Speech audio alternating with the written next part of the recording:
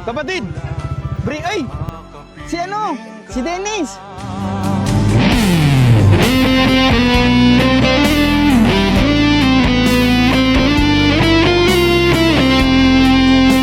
Alam niyo ba, Dennis, pupunta kami sa inyo?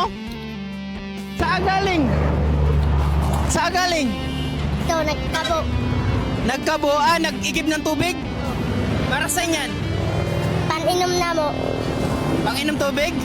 Grabe no, napakabait talaga ng bata na to mga kapatid. Naaalala nyo ba? Ito si Dennis yung nagtinda ng durian sa atin para daw sa mama niya kasi bagong panganak. Saan ka papunta ngayon? Ito, mag-uli na.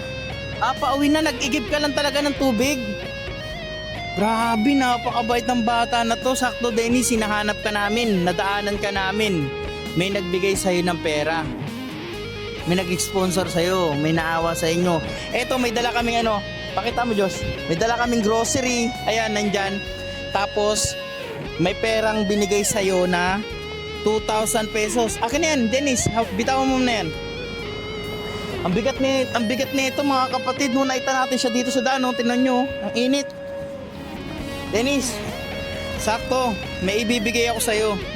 Ayan, may nagbigay sa'yo ng 1,000 pesos. 1,000 pesos tapos 1,500, yung 1,000 cash daw, tapos yung 500 na pera pinambili namin ng junk foods. Sabi daw kasi ng sponsor mo, baka hindi kayo nakakatikim ng ganon, mga junk foods. Nandito, nandito, dinagdagan ko yung lagpas 500 pesos, dinagdagan ko na lang din. Grabe no, anong gusto mong sabihin, Dennis, sa nag-sponsor sa'yo?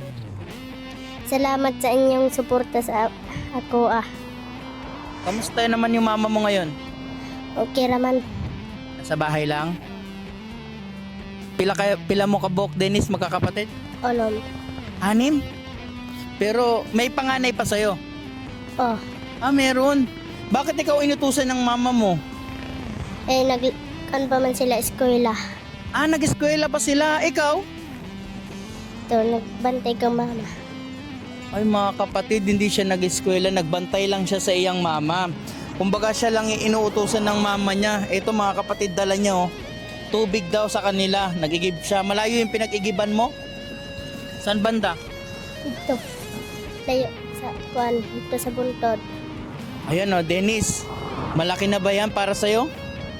Grabe no, may blessings na dumating sa'yo. Nakita kasi yung video mo, Dennis.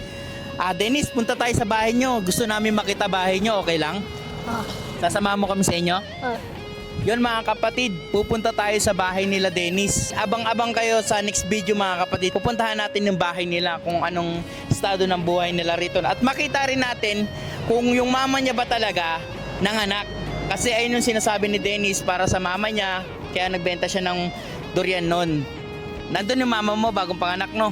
Puntahan natin.